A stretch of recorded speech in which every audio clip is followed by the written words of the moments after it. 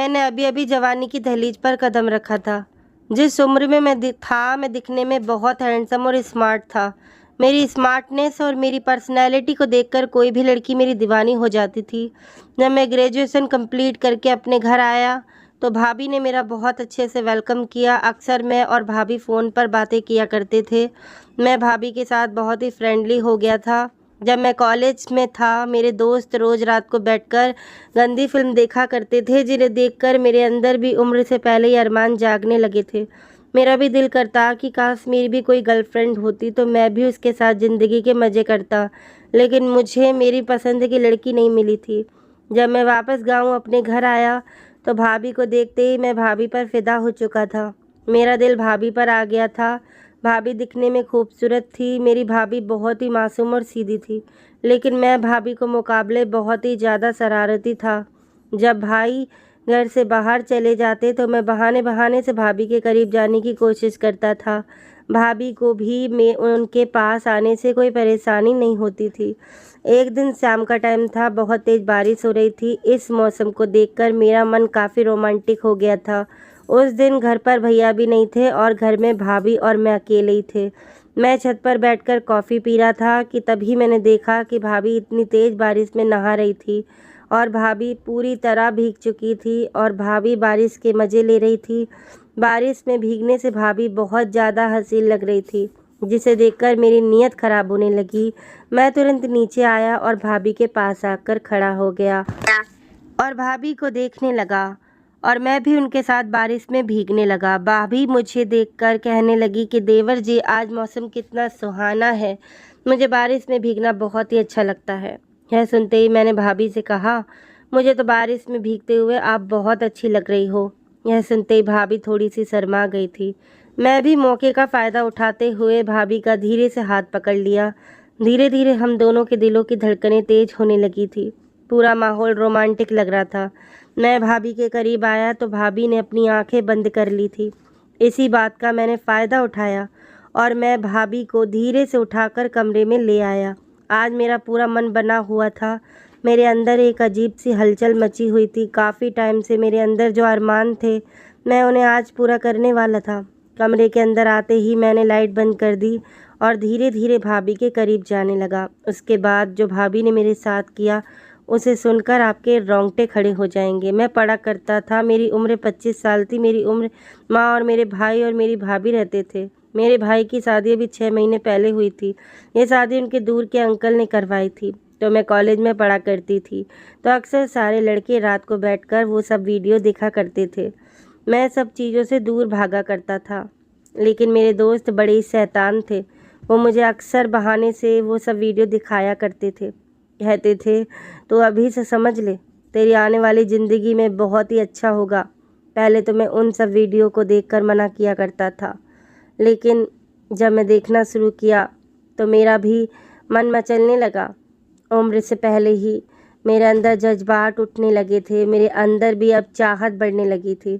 मैं अक्सर कॉलेज के लड़कियों के साथ फ्लर्ट किया करता था, लेकिन अभी भी किसी के साथ वो सब नहीं हुआ था। जब भाई भाभी की शादी हुई तब मैं भी शादी में शामिल था।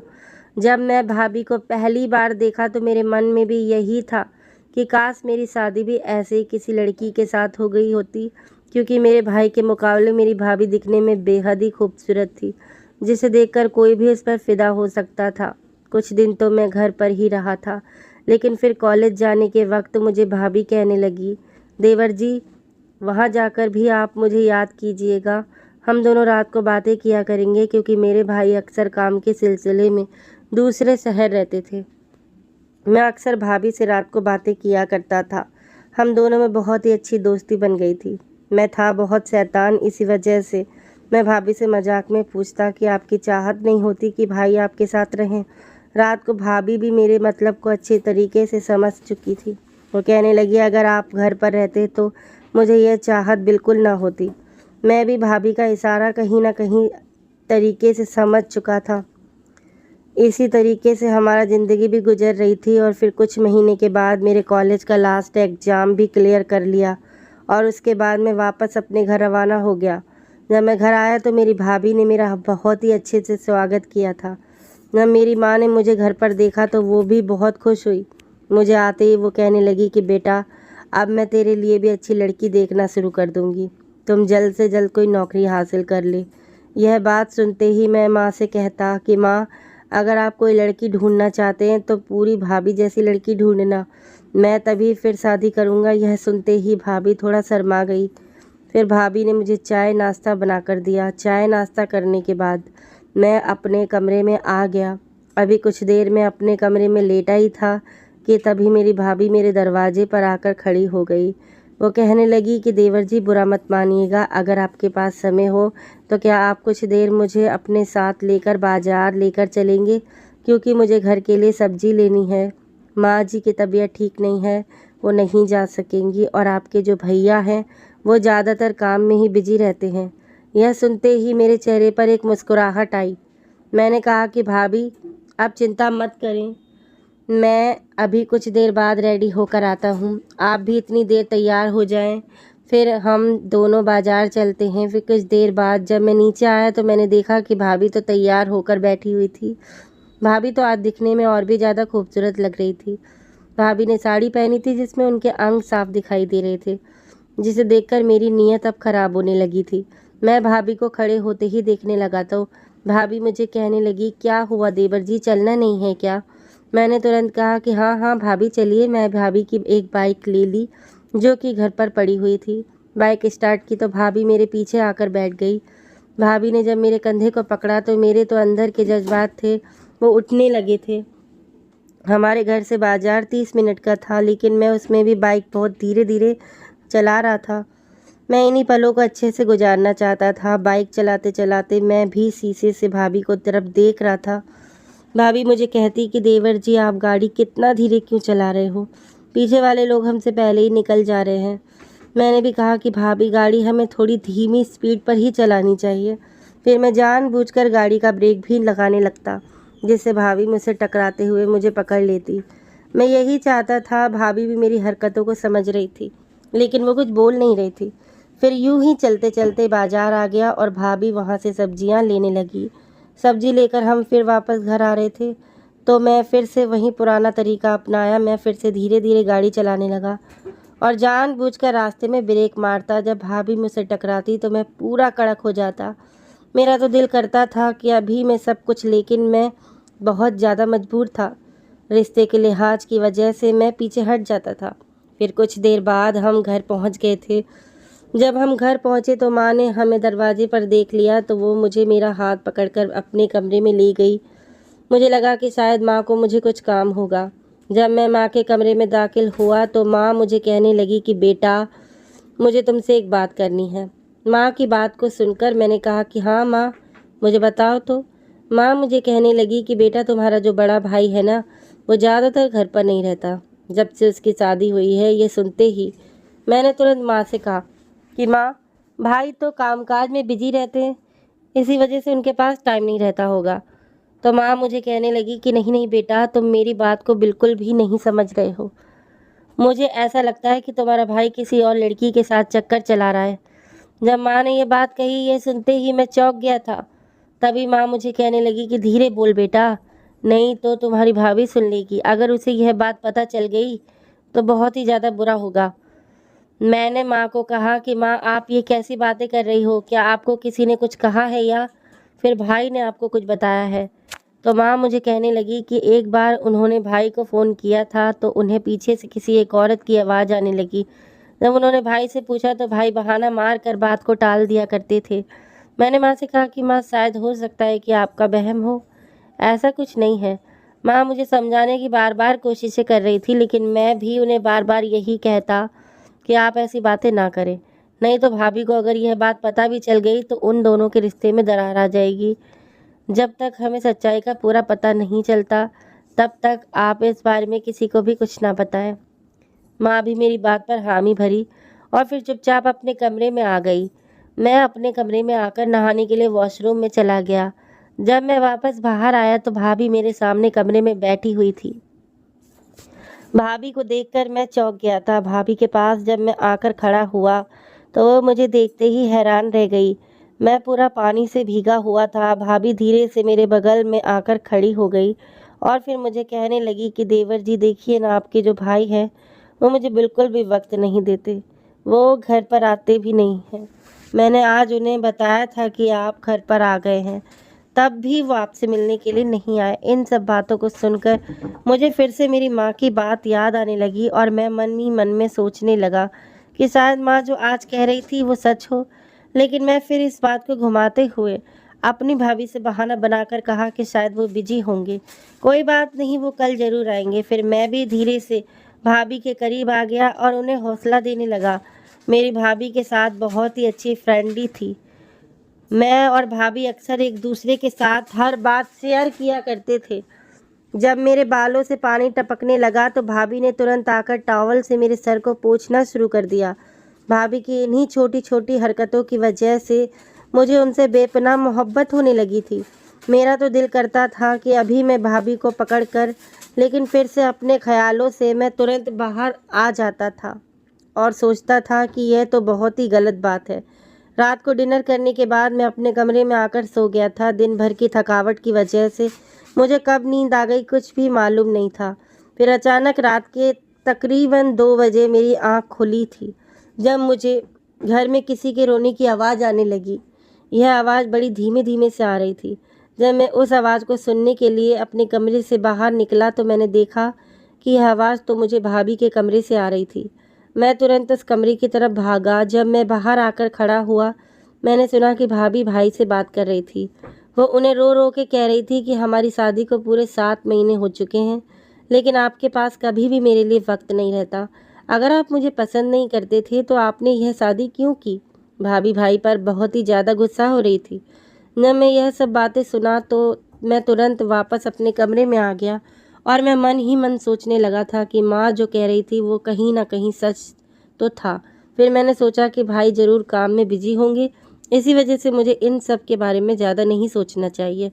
और मन ही मन मैंने ये फैसला कर लिया कि मैं कल से भाभी का और अच्छे से ख्याल रखा करूँगा। सुबह उठते ही मैं तुरंत किचन में चला गया। मैं जाकर देखा कि भाभी किचन में बर्तन धो रही थी। मैं पूरा बगल में जाकर खड़ा हुआ था तो भाभी मुझे कहने लगी कि देवर जी आप यहाँ पर क्या कर रहे हैं? मैंने कहा कि भाभी अब बिल्कुल चिंता मत करिए, आपको कोई भी काम है तो आप हुक्म कीजिए, मैं आपके सारे काम करने के लिए राज़ी हूँ। यह सुनते ही भाभी हंसने लगी और कहने लगी, क्या तुम मेरे हर काम करोगे? और यह कहते ही वो बड़ी गहरी आंखों से मुझे देख रही थी। आज मुझे भाभी का अंदाज कुछ अलग सा लग रहा था। मुझे ऐसा लग रहा था जैसे वो मुझे कुछ अलग बात कह रही हो जो मैं समझ में नहीं पा रहा था। मैंने भी तुरंत हाँ में जवाब दे दिया था। तब भाभी कहने लगी कि जब वक्त आएगा तब मैं आपको कहूँगी और देखती हूँ तब आप कितना काम करते हैं। अब मैं भाभी के इर्द गिर्द ही रहता और उन्हें खुश रखने की पूरी ही कोशिश किया करता था। एक दिन भाभी को मैं मूवी दिखाने के लिए बाहर लेकर गया था। वो मूवी थोड़ी डरावनी थी, इसी वजह से भाभी ने मुझे कसकर पकड़े रखा था। भाभी के पकड़ने से मेरी जो चाहत थी अब वो बढ़ती ही जा रही थी। मुझे भाभी से बेइंतहा मोहब्बत होने लगी थी। मैं भी जानबूझकर भाभी के पूरा करीब आ गया था और फिर धीरे से उसके बदन की खुशबू को महसूस करने लगा था। मैं भाभी में पूरा समा जाना चाहता था। मूवी ख़त्म होने के बाद जब हम वापस घर की तरफ रवाना हुए तो रात का समय था, ठंडी का मौसम था। तो भाभी ने मुझे पीछे से कसकर पकड़ा हुआ था। मैं बाइक भी पूरी धीरे धीरे चला रहा था। जब हम घर पर आए तो मैंने देखा कि घर पर भाई मौजूद थे। भाभी भाई को देखकर बहुत ही ज़्यादा खुश हुई थी, लेकिन जब उनके पीछे से हमने एक लड़की को देखा तो उसे देखकर हम दोनों के पूरे होश उड़ गए थे। माँ भी वहीं बगल में बैठकर खूब रो रही थी। जब मैं माँ के करीब आया तो माँ मुझे कहने लगी, बेटा तेरे भाई ने दूसरी शादी कर ली है और यह क्या कह रहा है कि इसी लड़की के साथ अपनी ज़िंदगी गुजारना चाहता है। यह सुनते ही भाभी तो पूरा चीखने चिल्लाने लगी थी, तो पूरा गुस्से में आ गई थी। भाई को गुस्से से बोल रही थी, इसी वजह से तुम रोज़ रात को मेरे पास नहीं रुकते थे। अगर तुम्हें किसी और लड़की से मोहब्बत थी तो तुमने मेरी ज़िंदगी क्यों ख़राब की थी? लेकिन तब भी भाई चुपचाप खड़े थे। मुझे भी भाई पर बहुत गुस्सा आ रहा था। मैंने कहा कि भाई अब आपको जवाब देना ही पड़ेगा, आखिर आपने हम सबको धोखा क्यों दिया? तभी भाई कहने लगे कि मैं भी अपनी ज़िंदगी से परेशान हो चुका था, इसी वजह से आज मैं इस लड़की को अपने साथ घर में ले आया। मैंने यह शादी सिर्फ अपनी माँ की वजह से की थी। मैंने तब भी माँ से कहा था कि मैं अभी शादी नहीं करना चाहता, लेकिन माँ ने जानबूझकर मेरी शादी ज़बरदस्ती रूहाना से करवा दी थी। मुझे भी लगा था कि वक्त के साथ मैं शायद बदल जाऊंगा, लेकिन यह मेरी गलत फहमी थी। जहाँ मैं काम करता था वहाँ पर मुझे राही से मोहब्बत हो गई और मैं वहीं से दूसरी शादी कर ली। मैं रूहाना को खुश नहीं रख सकता और ना ही मैं आज तक इसके साथ कोई संबंध बनाए हैं। आप चाहें तो उससे भी पूछ सकते हैं। जब हमने रूहाना भाभी की तरफ देखा तो वो चुपचाप गर्दन झुकाए खड़ी थी कि मुझे लगा था कि शादी में थोड़ा वक्त चाहते हैं। मुझे नहीं पता था कि उन्होंने शादी अपनी माँ की वजह से की है। अगर यह बात मुझे पहले मालूम होती तो मैं कभी बांझ से शादी न करता। भाई साथ में ही डिवोर्स पेपर लेकर आए थे और उन्होंने इस पर साइन कर दिए। माँ भी भाई पर खूब ज़ोरों से चिल्ला रही थी, लेकिन हम सबकी बात का भाई पर अब कोई असर नहीं था, क्योंकि जो होना था उन्होंने तो वो कर ही लिया था। और ये कहकर भाई वापस दूसरे शहर चले गए जहाँ पर वो उस लड़की के साथ काम करते थे। हम लोगों ने भाई को जाने से बहुत रोका, लेकिन कहते हैं ना कि ज़बरदस्ती हम किसी रिश्ते को हासिल नहीं करते, एक ना एक दिन टूट जाता है। भाई के जाने के बाद भाभी बहुत रोने लगी थी। माँ और मैंने भाभी को बहुत समझाने की कोशिश कर रहे थे कि आपका अभी भी ज़िंदगी बाकी है, आप परेशान मत हो। लेकिन भाभी कहने लगी कि अब मैं कहाँ जाकर रहूँगी जब मेरा पति ही मेरा ना रहा। तभी माँ कहने लगी, बेटी तुझे घर से जाने की ज़रूरत नहीं है, मैं तुझे प्यार करके इस घर में लेकर आई थी और वैसे भी तेरे माँ बाप तो इस दुनिया में नहीं रहे, तो तू हमारे साथ इसी घर में रहेगी। मुझे अगर कोई अच्छा लड़का मिलेगा तो मैं देखकर ही इस बार तेरी शादी करूँगी। लेकिन भाभी हमारी बात सुनने को तैयार ही नहीं थी। यह जो स्थिति थी उससे निकलना भाभी के लिए बड़ा ही मुश्किल था। भाभी चुपचाप रोते हुए अपने कमरे में चली गई थी। माँ ने भी मुझे जाने से रोका था। उन्होंने कहा कि तुम अपनी भाभी को कुछ समय दो, अब इन सब से उसे खुद ही बाहर निकलना पड़ेगा, हम चाह कर भी कुछ नहीं कर सकते थे। माँ से बात करने के बाद मैं भी अपने कमरे में आ गया और मैं भी बहुत परेशान हो गया था। भाई ने जो किया वो बहुत ही गलत था, लेकिन अब मैं भाभी के लिए बहुत परेशान था। आज की रात बड़ी ही दर्दनाक भरी थी। अब मैं अपने मन में ठान लिया था कि अब मैं भाभी को हमेशा खुश रखा करूँगा, उन्हें किसी चीज़ की परेशानी नहीं आने दूँगा। मैं भाभी के साथ बहुत बार हंसी मजाक करता, लेकिन उन पर कोई असर न पड़ता। मैं धीरे धीरे भाभी को अपने साथ बाहर ले जाने लगा ताकि उनका मन बहल जाया करे, और घूमने फिरने से भाभी का मूड भी ठीक हो चुका था। अब 1 महीना पूरा गुजर चुका था। एक रात हम दोनों अपने रिश्तेदार के घर आए थे। अचानक रास्ते में बारिश होने लगी। बारिश में भीग जाने की वजह से हमारे कपड़े गीले हो चुके थे। तभी रूहानी भाभी कहने लगी, हमें बाइक रोककर साइड पर कहीं खड़े हो जाना चाहिए। बिल्डिंग में खड़े हुए थे जहाँ पर कोई आता जाता नहीं था। बारिश में भीग जाने की वजह से भाभी का बदन पूरा साफ दिखाई दे रहा था। भाभी ने पिंक कलर की साड़ी पहनी थी, जिसे देखकर मेरे तन बदन में आग लगने लगी और मैं अपने जज्बातों पर काबू ना पा सका। बिल्डिंग पुरानी थी, वहाँ कोई आता जाता नहीं था। इसी वजह से मैंने एक आग जलाई। आग जलाने से हमें थोड़ी गर्माहट मिल रही थी। तभी भाभी मेरे बगल में आकर खड़ी हो गई। अचानक इतने करीब आ जाने से हम दोनों की निगाहें एक दूसरे के साथ टकराई थी।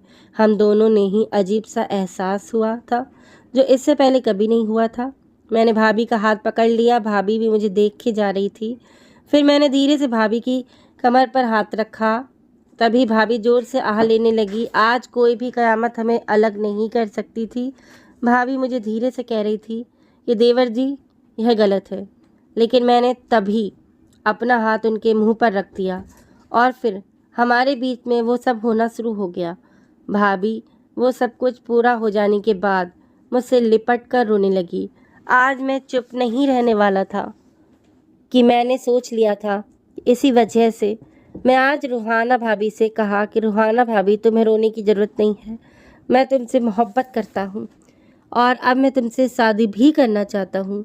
यह सुनते ही रूहाना मुझे कहने लगी कि वो भी कहीं ना कहीं मुझसे मोहब्बत करने लगी है, लेकिन हम माँ जी को यह कैसे बताएंगे कि हम एक दूसरे से शादी करना चाहते हैं। मैंने कहा कि इसकी चिंता तुम बिल्कुल भी मत करो और उन्हें मैं समझा लूँगा। बारिश बंद हो चुकी थी। फिर हम दोनों खुशी खुशी बाइक पर बैठकर वापस घर आ गए थे। घर पर आते ही मैंने माँ से मेरी शादी के बारे में बात की थी। माँ को भी शादी से कोई ऐतराज़ नहीं था। वो तो कहने लगी कि तेरे भाई ने जो रूहाना के साथ किया उसे देखकर मैं बहुत ही ज़्यादा दुखी थी। मुझे ऐसा लगता था कि कहीं ना कहीं मेरी ही गलती थी, वजह से रूहाना की ज़िंदगी बर्बाद हो चुकी है। लेकिन तू शादी करेगा तो उसकी ज़िंदगी संवर जाएगी। फिर माँ मुझे कहने लगी कि मैं कल ही मुहूर्त निकाल कर तुम दोनों की शादी करवा दूंगी। यह सुनते ही मैं और रूहानी भाभी बहुत ज़्यादा खुश हो गए थे।